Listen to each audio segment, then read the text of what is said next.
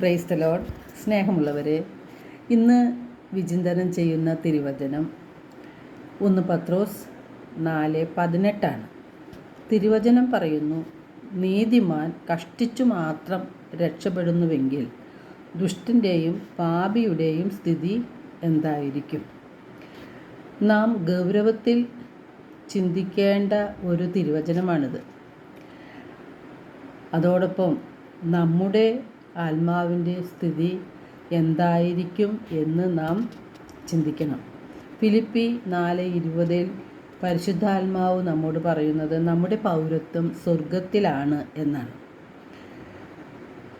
നീതിമാൻ സ്വർഗരാജ്യത്തിൽ പ്രവേശിക്കുക കഷ്ടപ്പെട്ടാണ് എന്ന് പറയുമ്പോൾ, ദുഷ്ടരും പാപികളുമായ നമ്മുടെ സ്ഥിതി എത്ര ശോചനീയമായിരിക്കും, നമ്മുടെ സ്ഥിതി എന്തായിരിക്കും എന്ന് നാം ചിന്തിക്കണം. അപ്പോൾ ആർക്കാണ് സ്വർഗരാജ്യത്തിൽ പ്രവേശിക്കാൻ സാധിക്കുന്നത്? ശരീരത്തിലും ഹൃദയത്തിലും വിശുദ്ധി ഉള്ളവർക്കാണ് ദൈവത്തെ കാണുവാനും ദൈവത്തെ കണ്ട് സ്വർഗരാജ്യത്തിൽ പ്രവേശിക്കുവാനും സാധിക്കുകയുള്ളൂ. യോഹന്നാൻ 14:6 യേശു പറയുന്നുണ്ട്, വഴിയും സത്യവും ജീവനും ഞാനാണ്, എന്നിലൂടെ അല്ലാതെ ആരും പിതാവിൻ്റെ പക്കലേക്ക് എത്തുന്നില്ല എന്ന്. നാം പലപ്പോഴും ചിന്തിക്കുന്നത് നരകത്തിൽ എത്തുന്നവരെല്ലാം വലിയ പാപികളാണ് എന്നാണ്. എന്നാൽ നരകത്തിൽ അകപ്പെടുന്നവരെല്ലാം വലിയ പാപികളല്ല. വലിയ പാപികൾ അനുതപിച്ച് രക്ഷ പ്രാപിക്കാറുണ്ട്. എന്നാൽ ചെറിയ ചെറിയ പാപങ്ങൾ നാം ഗൗരവത്തിലെടുക്കുന്നില്ല, അതുകൊണ്ട് തന്നെ അനുതപിക്കുന്നില്ല. വലിയ പാപം ചെയ്തവർക്ക് അനുതാപമുണ്ടാകും, അവർ തിരിച്ച് യേശുവിങ്കിലേക്ക് വരികയും ചെയ്യും. ചെറിയ ചെറിയ പാപം, അതായത് അസൂയ, അഹങ്കാരം, പരദൂഷണം, വിദ്വേഷം, മറ്റുള്ളവരെ കുറ്റം വിധിക്കൽ, ഇതെല്ലാം നാം വളരെ ചെറുതായിട്ടാണ് കാണുന്നത്. പക്ഷേ അതെല്ലാം നമ്മെ അശുദ്ധരാക്കി മാറ്റുകയാണ്. അപ്പോൾ നമുക്ക് സ്വർഗരാജ്യത്തിൽ പ്രവേശിക്കുവാനും സാധിക്കുകയില്ല. വലിയ വലിയ പാപങ്ങൾ ചെയ്തവർ ദൈവത്തെ അറിഞ്ഞു കഴിയുമ്പോൾ അവർക്ക് അനുതാപമുണ്ടാകുകയും അവർ സ്വർഗരാജ്യത്തിലേക്ക് പ്രവേശിക്കുകയും ചെയ്യുന്നത് നാം ബൈബിളിൽ പല സ്ഥലങ്ങളിലും കാണുന്നുണ്ട്. അതിന് ഏറ്റവും നല്ല ഉദാഹരണമാണ് നല്ല കള്ളൻ. അതുപോലെ പാപിനിയായ സ്ത്രീ സക്കേവൂസിനും, അതുപോലെ തന്നെ ധൂർത്തപുത്രൻ്റെയൊക്കെ ഉപമയിലൂടെ നാം മനസ്സിലാക്കുന്നത് അതാണ്. അവരെല്ലാം അനുതപിച്ച് മാനസാന്തരപ്പെട്ട് യേശുവിനെ രക്ഷകനും നാഥനുമായി സ്വീകരിച്ചു. പിന്നീട് അവർ പാപത്തിലേക്ക് പോകുന്നില്ല.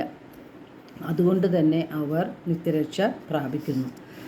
നാം പലപ്പോഴും ചെറിയ ചെറിയ പാപങ്ങളെ കാര്യമായിട്ട് എടുക്കാത്തത് കൊണ്ട്, അതിനെപ്പറ്റി വലിയ ചിന്ത നമ്മുടെ മനസ്സിലില്ലാത്തതുകൊണ്ട്, ഗൗരവം കൊടുക്കാത്തതുകൊണ്ട് അനുതപിക്കാറില്ല.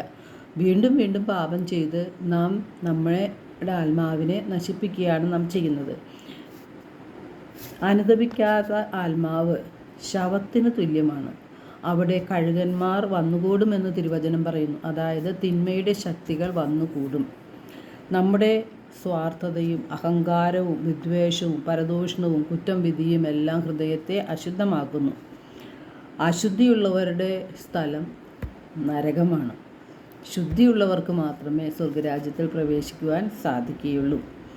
ഈ പാപങ്ങളിൽ ചെറിയ ചെറിയ പാപങ്ങളിൽ നമ്മെ വീണ്ടും വീണ്ടും പിടിച്ചിടുന്നത് കൊണ്ടാണ് നമ്മുടെ ഹൃദയം വീണ്ടും വീണ്ടും അശുദ്ധിയിലേക്ക് നീങ്ങുന്നത്.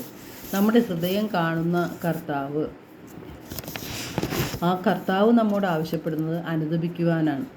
കർത്താവിനെ നമുക്ക് കബളിപ്പിക്കുവാനാകുകയില്ല.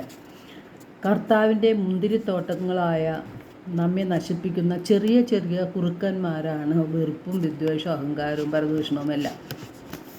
ഇത്തരം ഘടകങ്ങളെ, അതായത് ഇത്തിക്കണ്ണികളെ നാം ഉപേക്ഷിക്കണം. അല്ലെങ്കിൽ നാം നശിക്കുകയും ഇത്തിക്കണ്ണികൾ വളരുകയും ചെയ്യും. ലൂക്ക 11:24 അശുദ്ധാത്മാവിൻ്റെ തിരിച്ചു വരവിനെക്കുറിച്ച് സുവിശേഷത്തിൽ വിവരിക്കുന്നുണ്ട്. അശുദ്ധാത്മാവ് ഒരു വ്യക്തിയിൽ നിന്ന് പുറത്തു പോയി കഴിഞ്ഞാൽ അത് അലഞ്ഞു നടക്കും. എവിടെയെങ്കിലും അതായത് ഹൃദയത്തിൽ പ്രവേശിക്കാൻ നോക്കും. അതിന് പറ്റാതെ വരുമ്പോൾ അത് തിരിച്ചു വന്ന സ്ഥലത്തേക്ക് തന്നെ തിരിച്ചു വരും. പക്ഷേ അവിടെ അടിച്ചു വാരി വൃത്തിയായി ഇരിക്കുന്നത് കാണുമ്പോൾ അവന് അതിൽ കടക്കാൻ സാധിക്കാതെ വരുന്നു. അതിനാൽ ശക്തരായ മറ്റ് 7 അശുദ്ധാത്മാക്കളെയും കൂട്ടിക്കൊണ്ട് അവൻ്റെ ഹൃദയത്തിലേക്ക് വന്ന് അവിടെ വാസമുറപ്പിക്കും. അപ്പോൾ ആദ്യത്തെ സ്ഥിതിയേക്കാൾ മോശമായി തീരുന്നു പിന്നീടുള്ള സമയം.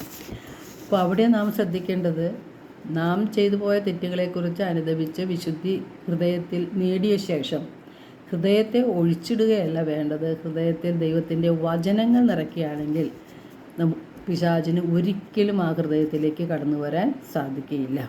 കാരണം പിശാചിൻ്റെ തല തകർക്കാനായിട്ട്, അവൻ്റെ പ്രവർത്തികളെ ഇല്ലായ്മ ചെയ്യുവാനായിട്ടാണ് യേശുനാഥൻ വന്നിരിക്കുന്നത്. അതുകൊണ്ട് തന്നെ വചനം തന്നെ യേശുനാഥന് ദൈവമാണ്. ആ ദൈവത്തിൽ അടിയുറച്ച് വിശ്വസിച്ചുകൊണ്ട് ആ വചനത്തെ ഹൃദയത്തിൽ സ്വീകരിക്കുമ്പോൾ സാത്താൻ തിരിച്ചു പോകും. സാത്താന് അവിടെ പ്രവേശിക്കാൻ സാധിക്കുകയില്ല. നാം അനുദപിച്ച് നമ്മുടെ ഹൃദയത്തിൻ്റെ അവസ്ഥ മനസ്സിലാക്കി ജീവിക്കുകയാണ് വേണ്ടത്. നമ്മുടെ പ്രശ്നം പാപമാണ്. ആ പാപത്തെ നമ്മിൽ നിന്ന് തട്ടി ദൂരെ എറിയുകയാണ് വേണ്ടത്. ഹൃദയം വിശുദ്ധമാക്കിയാൽ സാത്താന് പ്രവേശിക്കാൻ സാധിക്കുകയില്ല. ഹൃദയം പാപമില്ലാതെ ശൂന്യമായിരിക്കുകയും ചെയ്യരുത്. ഹൃദയത്തിൽ വചനം നാം നിറയ്ക്കണം.